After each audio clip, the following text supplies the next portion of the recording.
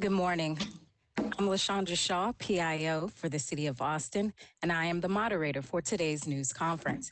Spanish interpretation of this media availability is on ATXN 3. To start, Austin Public Health Director Stephanie Hayden will first say a few words, followed by Dr. Mark Escott, Interim Austin Travis County Health Authority. Then Janet Pichette, Austin Public Health Chief Epidemiologist, followed by Cassandra De Leon, Interim APH Assistant Director, Disease Prevention Health Promotion Division. We will then open it up to the pool reporter who will ask questions on behalf of the media. Stephanie, over to you. If you traveled outside of Austin and Travis County for a Thanksgiving holiday, or you remained in Austin and Travis County and you gathered with individuals that did not live with you, it is going to be important for you to go online and schedule an appointment to do a test. You can either call 311 and connect with our nursing hotline, and they can schedule you a test. But it is going to be important for us to get you to come in and to test. The test continues to be free for our community, and we encourage you to do so. I'll transition over to Dr. Escott. Thank you, Stephanie. And as a reminder, the resources that for testing through Austin Public Health, we want to reserve for those who don't have health insurance, who can't afford testing. There are also lots of other testing sites available. If you Google COVID-19 testing in Austin, you'll see there's lots of places. But I also want to mention, again, that we are in stage 4 of our community risk stratification. And that means that those individuals who are over the age of 65 and those with medical conditions that place them at increased risk for severe disease need to be staying home. They need to avoid indoor spaces with individuals outside of their household. They need to transition to takeout and delivery for groceries, for food, or have somebody else pick up food for them. It is critical right now in Texas and across the United States that those who are at the highest risk are very protective of themselves over the coming weeks to ensure that we can buy time until the vaccine arrives, that we can get out to them. Good morning. I just wanted to thank everybody who chose to have a safe and happy Thanksgiving holiday at home.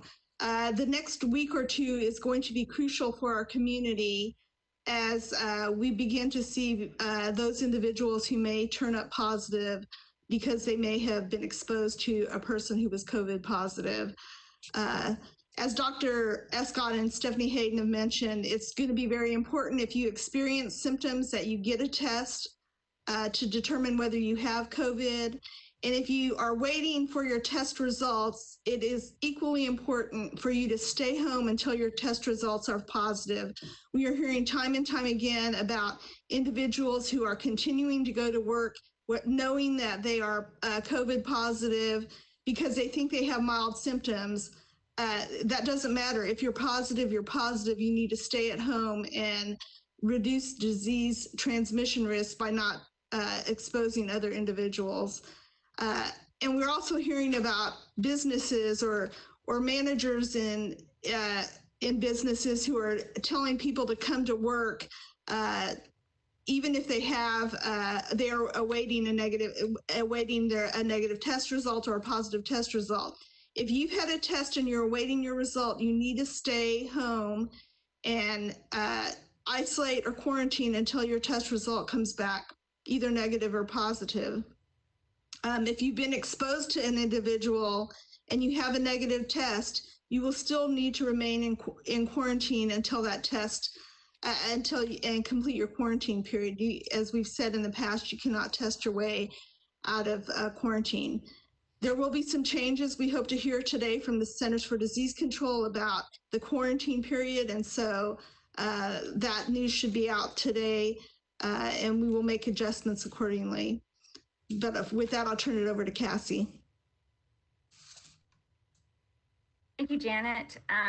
And just to kind of reiterate, we know that it's important to stay the course and continue to practice safe infection control measures to protect us from additional exposure from COVID-19 disease. Particularly now, we know more than ever more about the vaccine that's coming online. We're hearing daily that there's more progress towards getting emergency use authorization approval from the FDA. And so that's really exciting news for us as we plan locally to roll out the vaccine. Thinking that within the end of this month, by the end of December, we may see vaccine locally.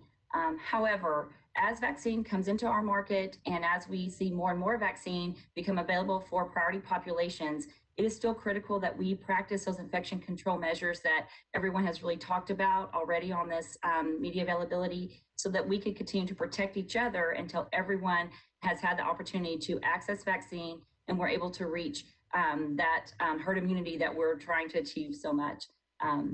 So just keep those efforts going. We are trying to continue to manage the disease as we grapple with the new tools that are coming online, and anticipate more news about the vaccine as it rolls into approval processes later this month. Thank you. Now over to our pool reporter from CBS Austin, Ms. Betty Cross. Betty? Good morning, everyone, and thanks for making yourselves available to all of the media here in Austin. My first question, well, it's from CBS Austin, and we want to know, with rapid testing starting today for AISD students and staff, how accurate are these tests, and how effective do you think they will be in slowing the spread of the virus in the school environment? Well, Betty, I'll start off by answering that and saying that the antigen tests are very accurate. You know, if you look at the comparison between antigen tests and PCR tests, PCR tests may detect some additional cases, but generally we believe that antigen tests are detecting cases which are actually able to transmit disease, which means higher viral loads than those which may be detected by PCR tests. So we have a lot of confidence in those PCR tests.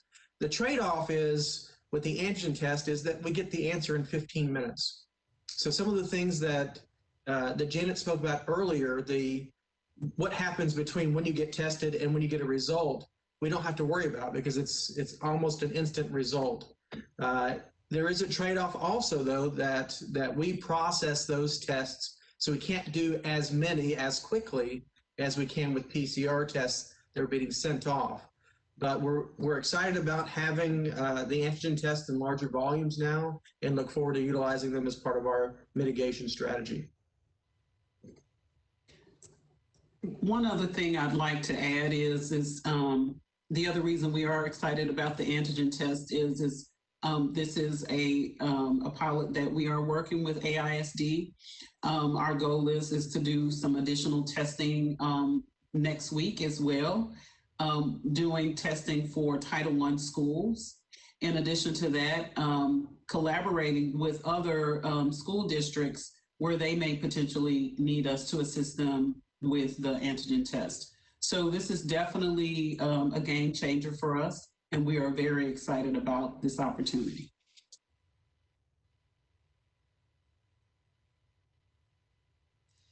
Okay, the next question is from Community Impact. Will Travis County distribute both the Pfizer and Moderna vaccines if they become available around the same time, or will one be selected over the others? I can jump in on that. We are planning to distribute either one of those vaccines as they become available, and there are 6 other candidates that are in the pipeline. And all of our vaccine partners that we've been working with have been making plans to distribute whichever vaccine becomes available, and we are planning for that as they would enter into our market. And Betty, I'll jump in on there as well. As you may be aware, both the Pfizer and the Moderna vaccine are both messenger RNA vaccines. So they work in a very similar way. The efficacy between the two is very similar. And I want to point out that, you know, one of the most remarkable things from the preliminary data that has been shared is that zero of those individuals who received the vaccine had a severe case of COVID-19.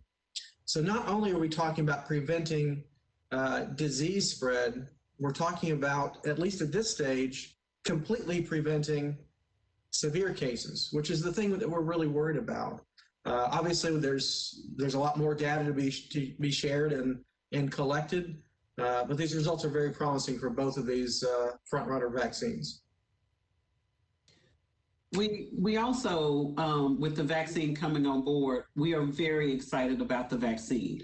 But we also want to just remind people that we want them to stay the course and continue to wash their distance, wash their hands, and make sure they wear their mask and stay home if they're ill, and follow the guidelines that we have in place. And so those things are going to be important as we wait for the vaccine, and even after the vaccine is here, that we continue those practices.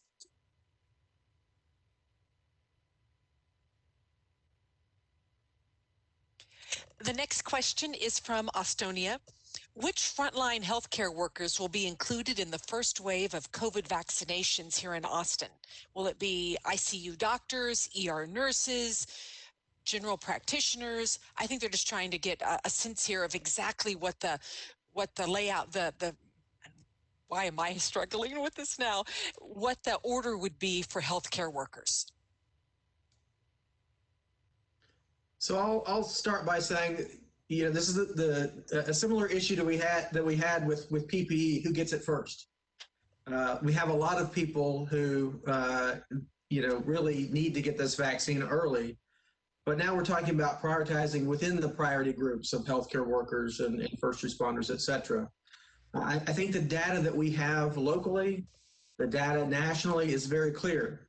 The people at the absolute highest risk for COVID-19, severe illness and death, are those living in nursing homes. So, I believe that we really need to focus our efforts early on, the very first vaccines, to those residents and those healthcare workers caring for individuals in those settings. Obviously, we also want to secure the rest of the healthcare infrastructure to ensure that we have personnel available. We are well aware of the fact that there's limited redundancies in personnel in our ICUs, in our hospitals, emergency rooms, and in our first responders. So those will also be high priority groups. Again, we're expecting to have a small allocation of vaccine in the December timeframe, with more coming in January and February. Our hope is that, in those first 3 months of vaccine distribution, that we will be able to hit all of those healthcare workers and those individuals living in long-term care facilities. And I'd like to add, this is some work that our Austin Travis County Vaccine Distribution Coalition is focused on, is what are our priority populations as that finite resource of vaccine comes into our market? How do we prioritize, as vaccine providers are thinking about who they would be needing to distribute vaccine to first? These are important conversations that we're having across our healthcare system to make sure that when we get that resource, that we're able to maximize that and ensure that we extend those protections as much as we can with the limited resources that we are provided.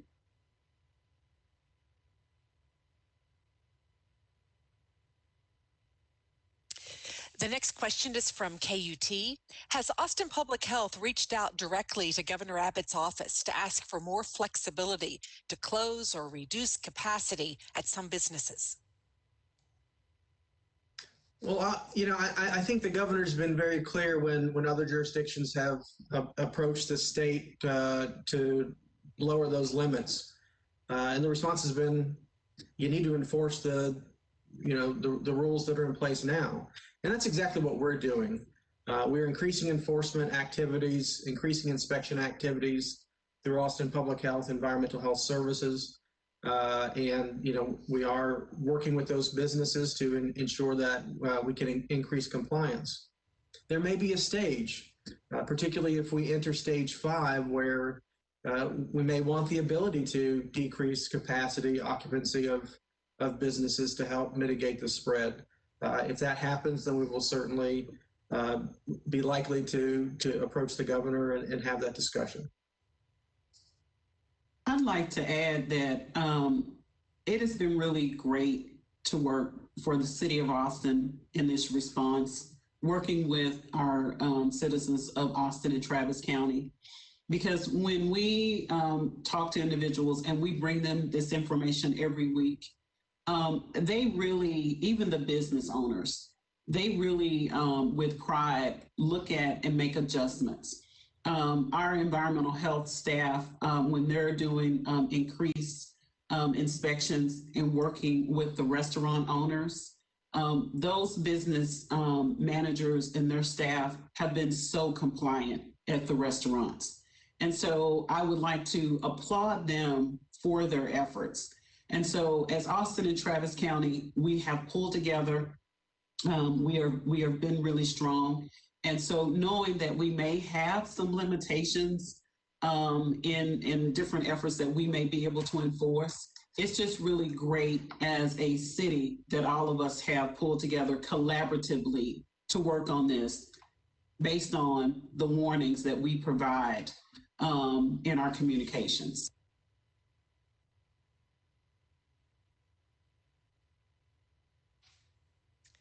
Our next question is from the Austin American-Statesman. The COVID-19 pandemic forced the cancellations of many big events in Austin this year. Now looking ahead to 2021, how does Dr. Escott plan to tackle recommendations regarding the possible cancellations of upcoming events this spring? Well, I think it's important to remember that the large events were the first thing that we turned off and will probably be the last thing we turn back on. But the situation, as the vaccine becomes available, as people get the vaccine, and as we move closer towards herd immunity, that risk for large surges will start to diminish. That's why it's important that folks get the vaccine, complete their series of vaccine, because we know right now that at least these initial vaccines are going to require 2 doses. The better compliance we can get with vaccination, the more likely it is that, as we approach April, May, June, that we'll be more inclined to start approving those larger events.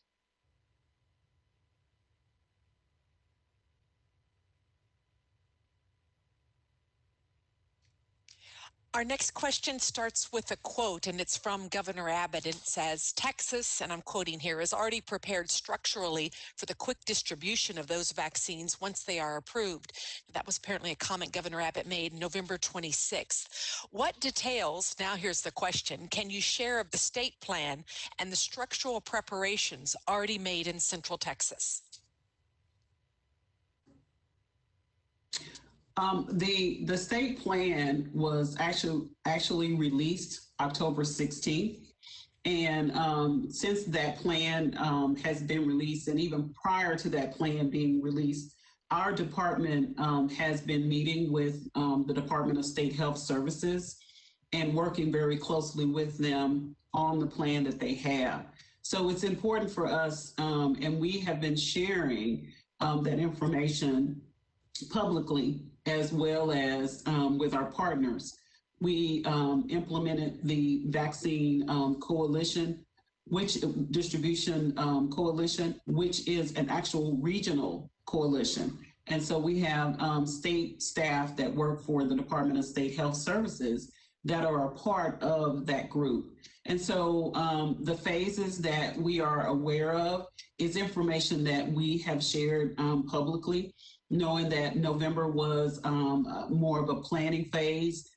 December was slated to be time where there would be the first amount of vaccine would be available. And then anticipating from January to July that there would be a little bit more vaccine available, and then the rest of the year a little bit more vaccine, kind of based upon what that plan says. And so for us, we continue to have weekly meetings with the Department of State Health Services and continue that training with them. And we will, in turn, the City of Austin we will have a plan that we are going to we're going to produce and put on our website. And I'd like to jump in just to mention more specifics about the local level planning that we have been doing. As Director Hayden mentioned, the partnerships through the Vaccine Coalition have been critical. And those have been partnerships that we've had throughout the entire response. We're building off of the lessons learned that we have gained from the point of testing that many of our healthcare partners have been working with alongside with Austin Public Health. But in addition to that, we have been in preparation for distributing a vaccine for multiple years now. And we've done exercises as recent as last month to prepare and plan for what are the logistical needs we need to put in place to roll out a vaccine, regardless of the type of vaccine that we get, that we have the pieces in place to be able to do that and be able to manage the mass quantities of folks that we'd have to bring in for those for that vaccine distribution. So we've got a lot of planning that we have put in place, playbooks that we've been able to develop, and having that information from the Centers for Disease Control and from the Department of State Health Services has been essential in informing those preparation plans, and then also this ongoing communication across all of our healthcare partners and the others that are coming online that would be critical in helping to inform how we roll out vaccine, or have been important in helping us to be able to stand up those operations when we actually get vaccine in our market. So we're ready to distribute. I'd just like to add that, this is a very prescriptive process that both the Centers for Disease Control and the Department of State Health Services will be asking the locals to implement. So again, if we could hold on and stay the course until we get that vaccine into our community, we will make all the necessary adjustments and modifications to our planning so that we can deliver effectively and efficiently and safely to our community.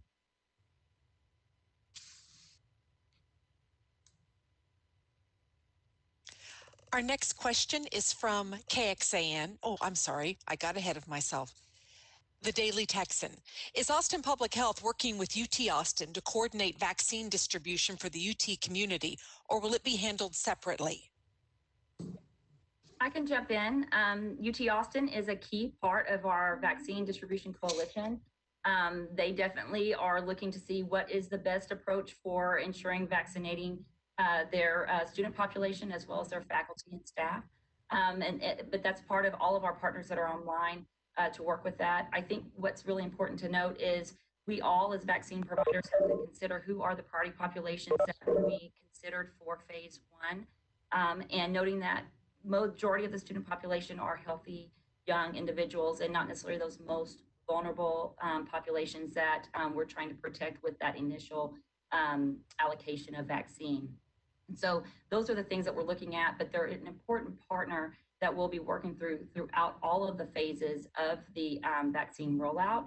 And as vaccine becomes more and more available and the student population is slated and those opportunities become available for them to get that population vaccinated, we will be working with UT to help and assist messaging to ensure that those students take advantage of the vaccine and their faculty and staff take advantage of vaccine when it's made available during the appropriate phase.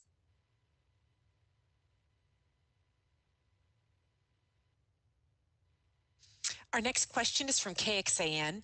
Looking ahead to Christmas, do you expect your recommendation will be the same as it was for Thanksgiving, meaning don't travel and don't gather with people you don't live with? I imagine our recommendations are going to be very similar to Thanksgiving in relation to Christmas. Unfortunately, we're seeing ongoing increases in cases and hospitalizations and deaths in the United States and across Texas. We've got a little over 3 weeks before Christmas, and it's hard to imagine that things will improve significantly enough for us to have different recommendations. As we've said before, this year it's about modifying those traditions into new traditions that can be done safely. And that is going to mean, again, for Christmas, that we gather with people within our household and that we still interact with others outside of our household, our extended family, our friends, but we do that virtually and safely.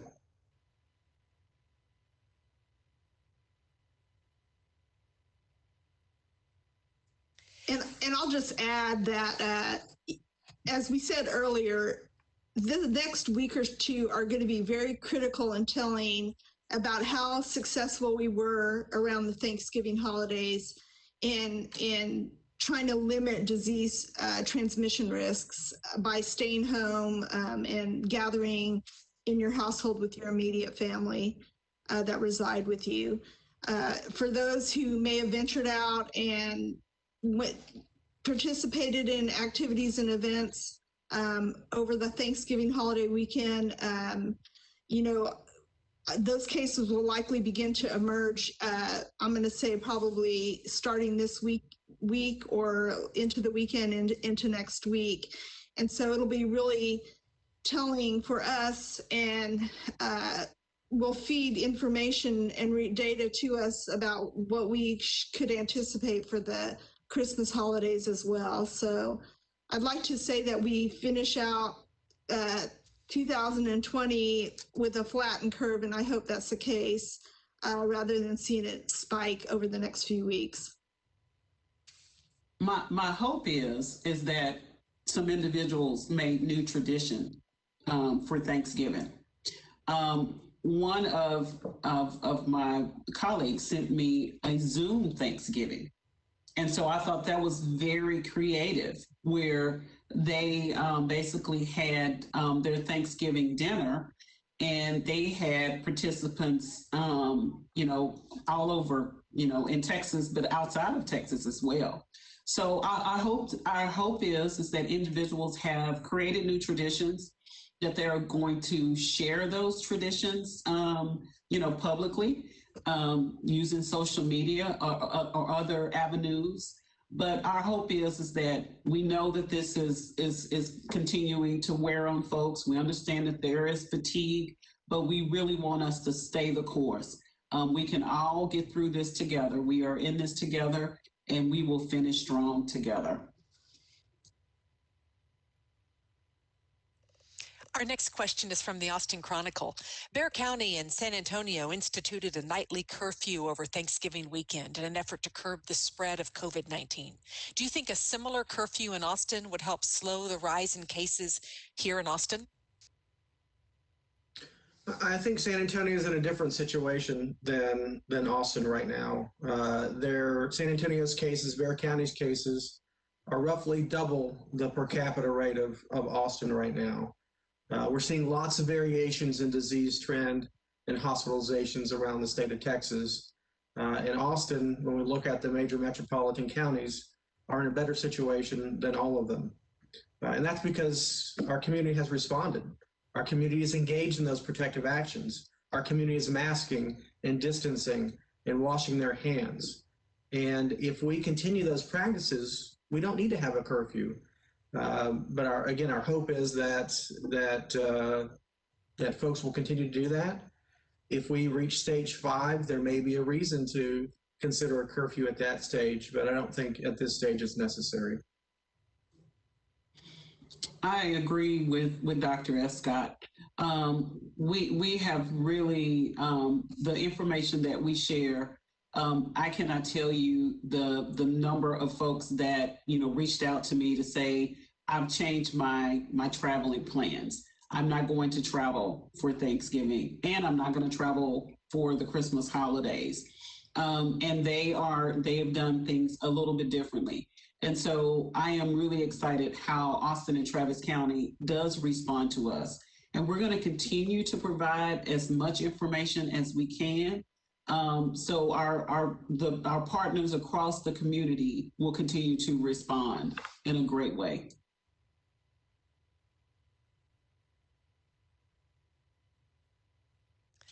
Our next question is from Fox 7.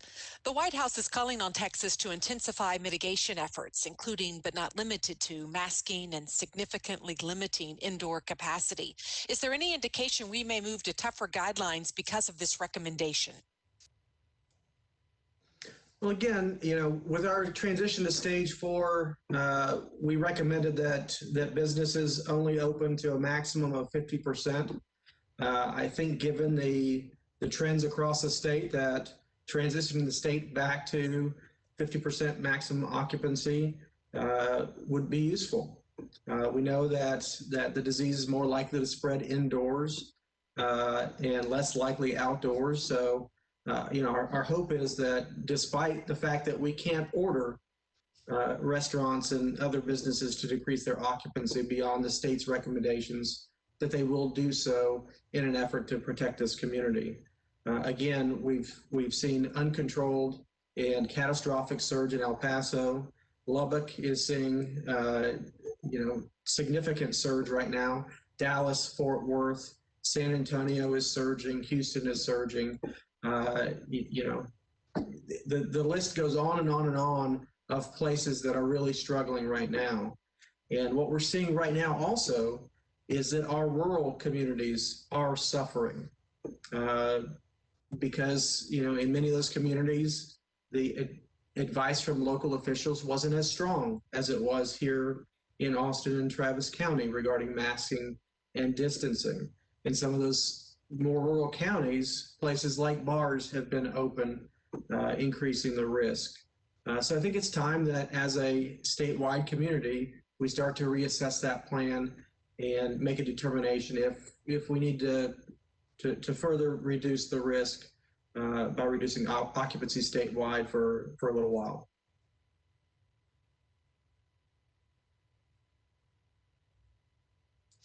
We've now started second questions for the media, so we're once again back to CBS Austin. And Dr. Escott, you talked a little bit about this yesterday to Travis County commissioners, but I wanted to follow up. When do you think the 15-minute rapid antigen testing might be readily available for the general public? Or do you see it as being an easily administered alternative to current testing?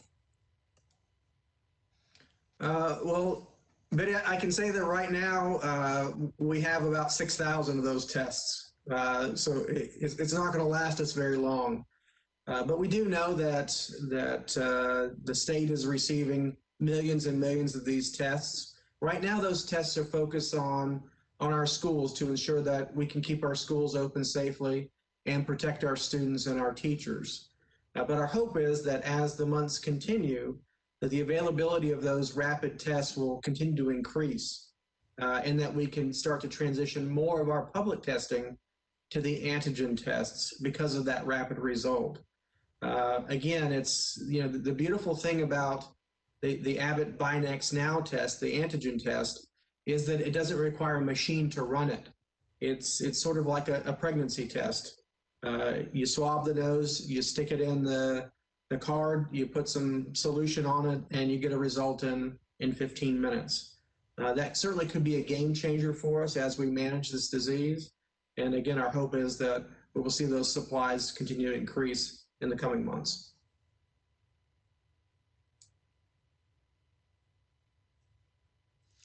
The next question is from Community Impact.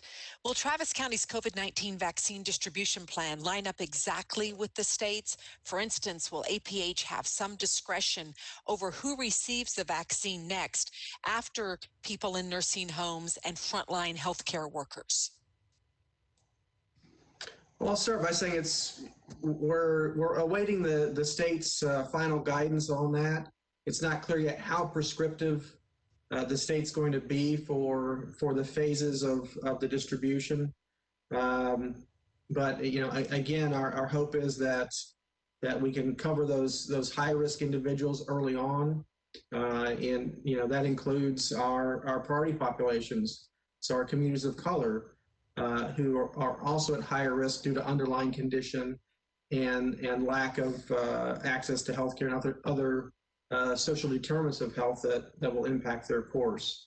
But again, we have to wait a little bit longer for those final recommendations from CDC to go to the state and then working with our coalition to make final recommendations for our community. And to echo what Dr. Escott said, we definitely are trying to make sure that whatever planning we do as far as prioritizing populations, that it is in step with what the Centers for Disease Control and Prevention identifies and with the Department of State Health Services. However, the coalition has developed our own localized priority population guidelines that we've provided on our website so that it helps give us additional guidance as to when priority populations are identified for us. How do we then further drill down into how we would identify who we would slate to be the first in line to get those vaccines? Echoing what Dr. Escott says, we're following the data. We're following who has the most severe illness from COVID so that we can better protect everyone involved in our community. So we're working through those different pieces, and our vaccine coalition partners, healthcare partners, but also those that are participating in the vaccine coalition that are representing those groups that are most disproportionately affected are key to informing how we can better meet those needs and mitigate the barriers that they may have to accessing vaccine.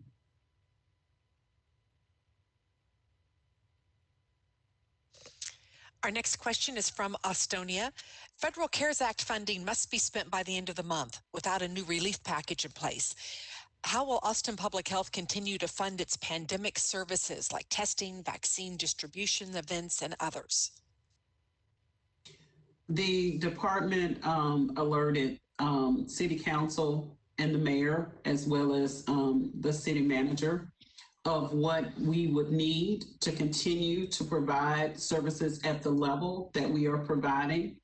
Within that information that we shared with them, we also talked about what we would need to provide the vaccine to our community. We are going to continue in January. Our budget office, we're working with our budget office to continue to provide the services that we have at the same level that we have provided them in the past. And so that those dollars will come from our budget office. And I would just like to add that, you know, the department has also received some funding from the Department of State Health Services to support COVID response efforts. And some of those funding will extend on through March of 2021. And we also have one contract that's focused on the epidemiology response that will extend on through March of 2022.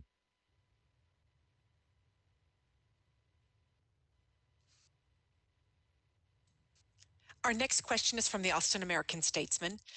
Have Austin Travis County officials attempted to estimate what percentage of local residents ignored guidelines and traveled for the Thanksgiving holiday? If so, can you provide those numbers? We don't have those numbers. I think we're going to find out those numbers this week based upon the number of cases that we're seeing as an indicator of how much people move. You know, we do have mobility data, which UT Austin, our modeling consortium, utilizes to do the predictive modeling. So that will come into play as we look at the forecasts for cases here in the next couple of weeks. And I'll just use this time just as a reminder.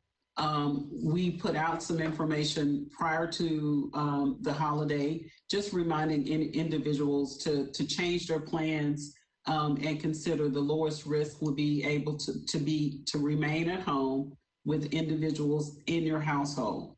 If individuals have decided to travel, we have recommended that when they return to Austin and Travis County, or if they've had Thanksgiving with folks outside of their home in a large gathering, we recommend that they quarantine this week and that they go ahead and schedule a test because our goal is that they're able to take the test and that they remain quarantined until they receive those results back from that provider. And so that is something that we have continued to encourage individuals to do because we were prepared if individuals were to travel. And so we'll continue to do testing and work with our partners in the community as well on testing efforts.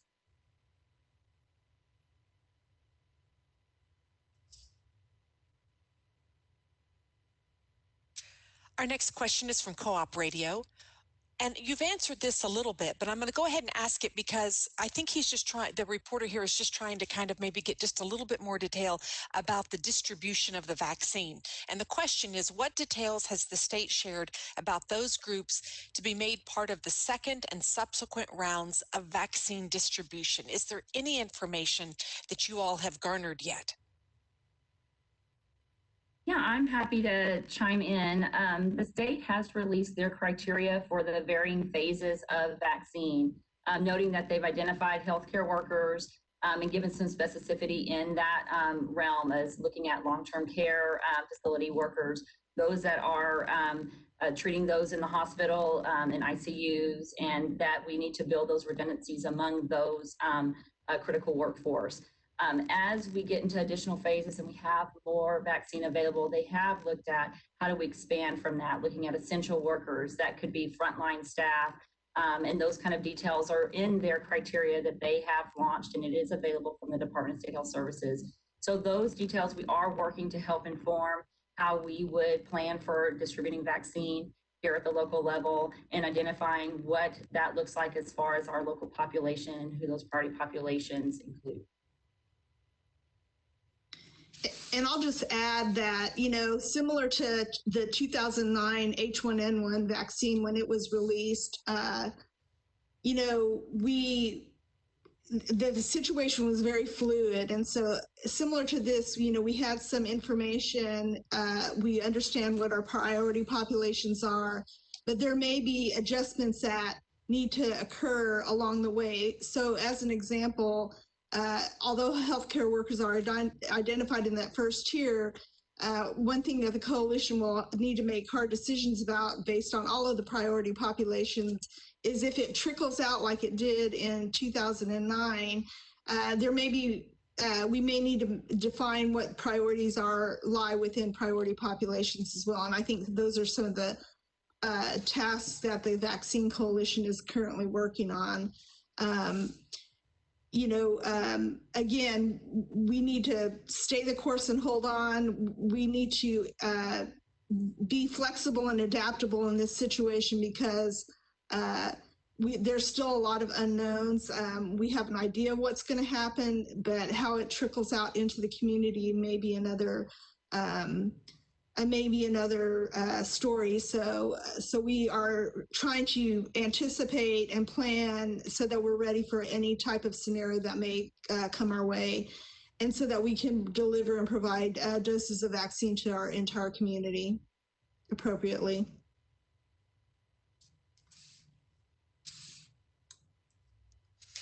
While we've been talking, those CDC guidelines that Janet, I think you mentioned that were going to be coming out, the changes in the quarantine period, they were released, and KXAN is asking you, since the guidelines say that now individuals who have close contact with an infected person can end their quarantine after 7 days if they receive a negative test, or after 10 days with the test, what is the reaction of Austin Public Health to these changes? I would say, we've been anticipating that these guidelines are changing, would be changing, and we've heard about them for quite a while now, but we just haven't seen the official release of the information. So, one thing that we're hoping to do is to make sure our case investigators are able to provide that information to people that they reach out to, so that they have the information and if anybody inquires about it through our hotline or whatnot, they can get the correct information. Again, this is similar to what we said in the very beginning of this disease pandemic, is that as we get more data and as we learn more, we will see that this pandemic will evolve, and there will be changes to guidance the more information we have. And so I think this is just an example of CDC making that adjustment and change.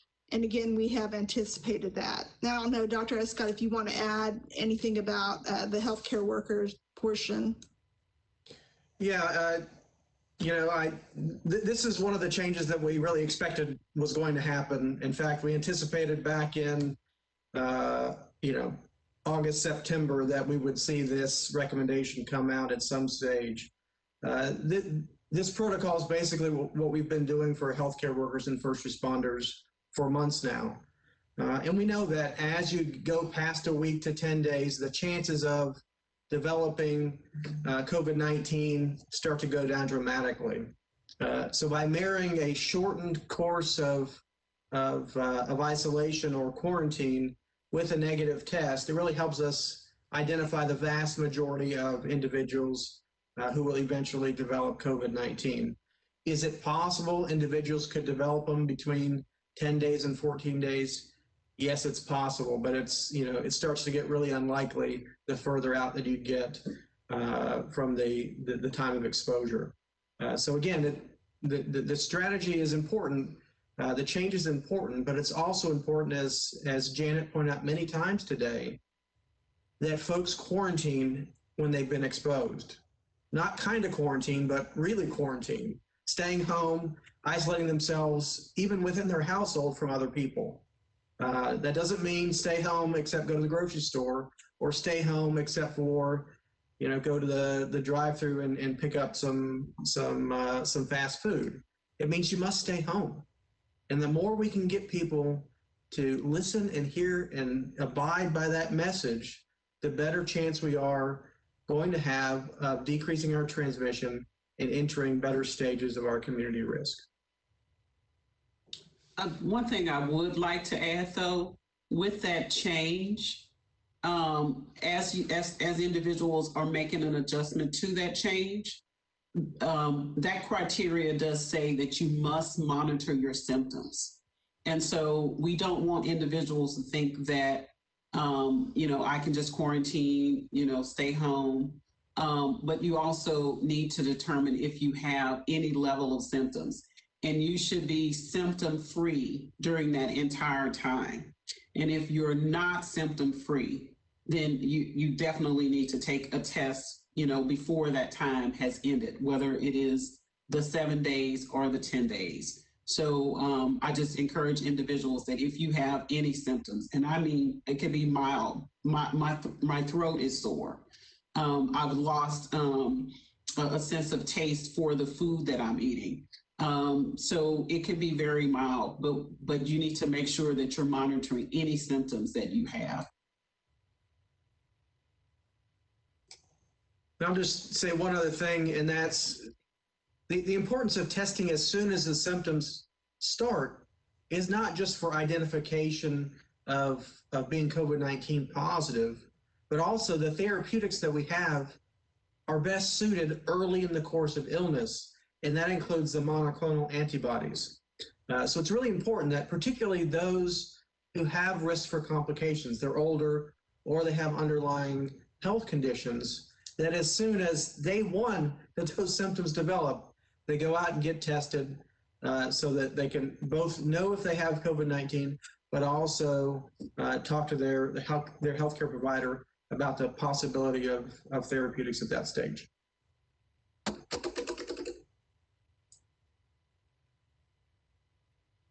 And now this is our last question, and it's from Fox 7. There are many pop-up test tents coming up around town. How can people trust these locations? That's a great question, and I think it's important for folks to do their research. All of those testing facilities should be affiliated with a medical director and a lab director. So folks need to ask questions about those sorts of things. They need to find out what kind of test is being performed. We still hear cases of pop-up testing sites doing antibody testing, which we know is not a useful test to determine if somebody has COVID-19 now or not. So people need to do their homework. Ultimately, people can reach out, look at our APH resources, schedule a test through us. Obviously, the testing sites that are affiliated with recognized organizations are going to be reliable. That includes Austin Public Health, our hospital systems, Baylor Scott and White, St. David's, Ascension Seton, Austin Regional Clinic, as well as other recognized clinics in our community. If it's a pop-up tent, with in a parking lot, you need to ask questions. And I'll just add that I think that that's one major key is if they're following procedures. I've heard numerous stories about pop-up testing sites being operated out of the back of somebody's trunk of their car, and the operator is wearing a pair of gloves and a mask, and that's about it. Most credible places will be following pretty specific protocols when administering those tests and processing the sample collection. So if it looks a little uncharacteristic, you can certainly call Austin 311 for information or a hotline, and we can try to field any of those questions. But for the most part, I would say, like Dr. Escott said, do your homework. We have sources listed on our Austin on our City of Austin website as far as legitimate testing locations, and I think the state also has that data available to the public. So I would just make sure that you're aware if the practice seems a little unorthodox, maybe you should refrain from being tested at that location. Thank you. At this time, panel members, we will have closing remarks, and we'll start with you, Ms. Hayden. If you have traveled outside of Austin and Travis County for the Thanksgiving holiday, or if you had Thanksgiving with members that don't currently live with you, or you may have decided to go to a get-together after, it's going to be important for you to quarantine in your home and schedule a test. It is so important for you to know your status if you have COVID-19. It is very important for us. That is going to help us to mitigate the spread of the disease. The other reminder is that I understand folks are really getting tired. We do applaud you for your efforts. It has really helped our community when you have pulled together and you have established new traditions. And so wear your mask, watch your distance, make sure you stay home if you're ill, and wash your hands.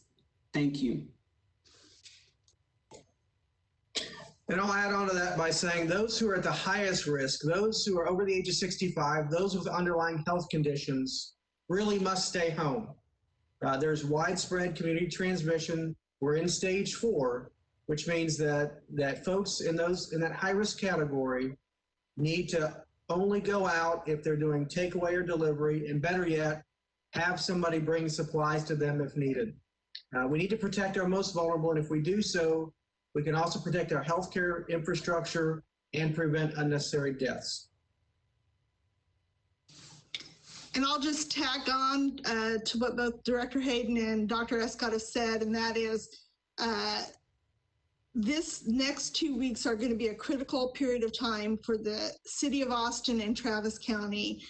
And we expect and anticipate that we might have increased number of cases in our community. And so therefore, if you go out, you need to limit your activities out in the community. So if you go shopping, it's not going to be it should not be a big family event. It should be one person. You should do what you can to prevent and limit your disease transmission risks, and refrain from participating in high risk activities such as gatherings.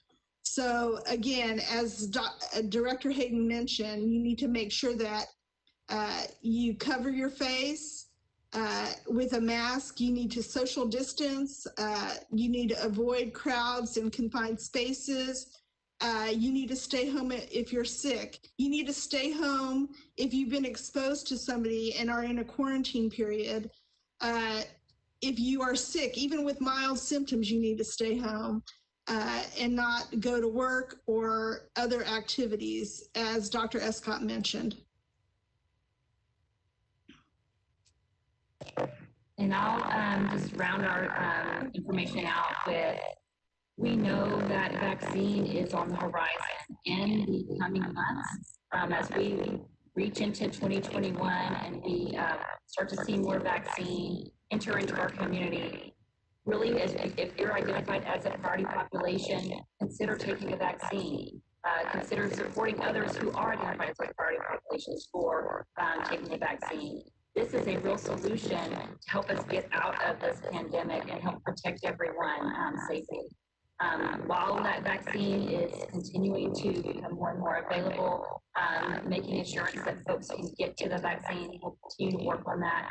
But also, we've got to make sure to follow those safety protocols that we have in place so that everyone is protected until we actually flatten the curve and we rid our community of this COVID-19. That concludes our media availability for today. Thank you to APH Director Stephanie Hayton, Dr. Mark Escott, Chief Epidemiologist Janet Pichette, and our guest today, Cassandra De Leon, Interim APH Assistant Director with Disease Prevention Health Promotion Division, and our pool reporter, Betty Cross from CBS Austin. Thank you for joining us today. Have a safe one.